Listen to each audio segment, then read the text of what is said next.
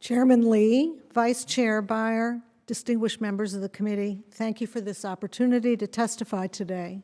I'm the William E. Simon Fellow at the Manhattan Institute.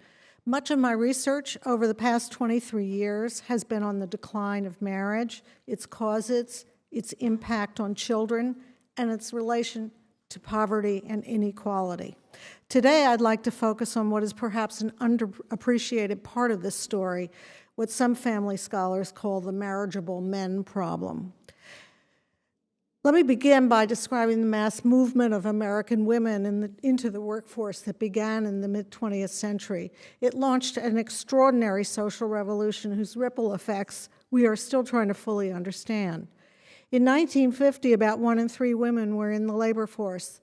The numbers for prime-age women rose dramatically over the following decades and peaked at 2000 at 76.7%. Today, after a moderate reversal during the Great Recession, it's returned to its historical high. Even more striking was the shift in the work patterns of women with children. In the past, women who did work almost always left the labor force when they gave birth. Today, working motherhood is the new normal. As of 2017, 71.3% of mothers of children under 18 were in the labor force, and that included 63% of mothers with children under 3. In January, the Labor Department announced that for the last quarter of 2019, women were a majority of those in the non-farm payroll positions, something that could be said of no other country in the OECD. This revolution that I'm describing has brought countless benefits to women.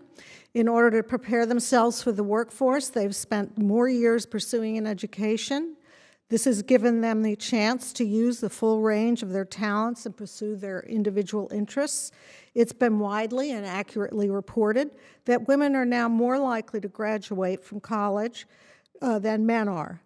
As a result, over 40% of women in the labor force have a college degree, compared to only 36% of men. Women have also poured into graduate schools and now earn more master's and PhD degrees than men do. 60% of doctors under 35 are women. More than half of law school graduates and associates are also women. We hear a great deal about the injustice of our gender gap, but research that fully takes into account occupation, number of hours worked, seniority, and time away from the job find an unexplained gender gap of only a few percentage points. I would be remiss if I failed to acknowledge that there are still many obstacles for women. There is still that income gap, even if it is far smaller than generally understood. As the Me Too movement reminds us, on a regular basis, harassment and discrimination are an ongoing problem.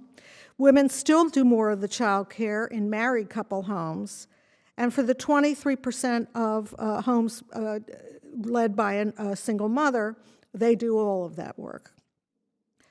Despite all of these impediments, the opportunities for women to exercise their talents, to be financially independent, to leave an abusive marriage, to buy their own homes, and to build wealth are extraordinary and unprecedented.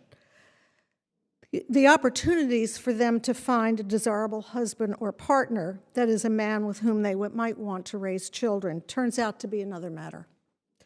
The problem is especially acute for our lower-skilled population and minority population as well.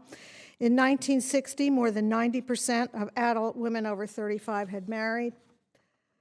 The most common explanation for the decline of marriage and mother-father families at the lower end of the income ladder is the moribund economic fortunes of low-skilled men.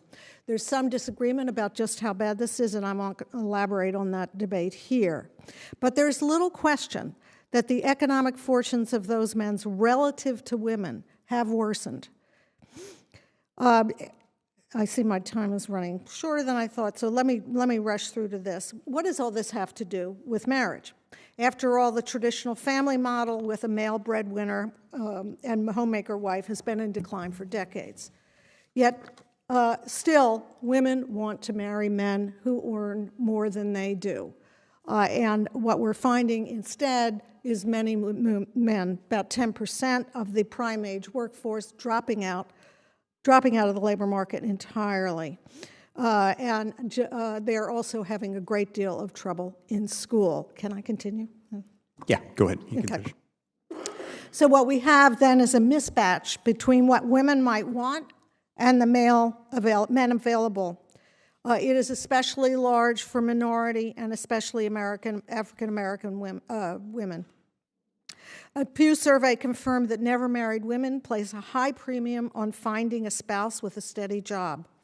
Yet the number of never married employed men between 25 and 34 per 100 women plunged from 139 in 1960 to 91 in 2012, even though there are considerably more men than women in that age group. The ratio for black men and women is considerably worse. There are only 51 employed young black men for every 100 young black women. The share of blacks who have never been married has quadrupled over the past half century, from 9% in 1960 to 36% in 2012. With these ratios, it's not surprising. In short, despite women's extraordinary gains over the past decades in educational achievement, income, and occupations, both sexes still expect husbands to earn at least as much as their wives do. Women who can't find such men will choose not to marry. Judging from their behavior thus far, either they will become single mothers or not have children at all. Which leads me to the following conclusion. To ensure that more children grow up in stable two-parent families, we have to focus our attention on young men, particularly less educated and minority men, and I would suggest 3 areas of attention. First, the nation's schools have to pay more attention to their boy problem. Boys are already behind girls when they enter school. They read and write later than girls, and the gaps widen over time. Educators often find boys lose interest in their classes by middle school as reading material becomes more challenging. Relatedly, boys are 2 times as likely to be suspended as girls and 40% more likely to drop out of high school. Educators have been invested in improving the outcomes in science and math for girls over the past decades. They need to show the same commitment to addressing boys' lagging reading skills, testing out new approaches that might improve their performance. To cite just one potential avenue, there's intriguing evidence that boys benefit from more structured reading instruction that many schools offer today. The second change needed to improve boys' outcomes is increasing both the number and prestige of trade schools. And Brad Wilcox just spoke about that, so I'll leave that point aside. And the third area of attention is admittedly less amenable to government policy, but is no less crucial to addressing the marriageable men problem. And that is a reaffirmation of the importance of fathers and male contributions to the household. These days, according to surveys, girls and young women have stronger career aspirations than men do. It sounds surprising at first, but think about it. Society has come to accept single motherhood. In fact, it is the norm in many disadvantaged communities. I would propose that this seeming social progress has had the unintended effect of telling boys and men that their contributions to family life and the household economy are of no great consequence. Why study, plan, show up for work on time, or go to work when you're sick of your boss if no one is depending on you and no one cares? Thank you for your attention.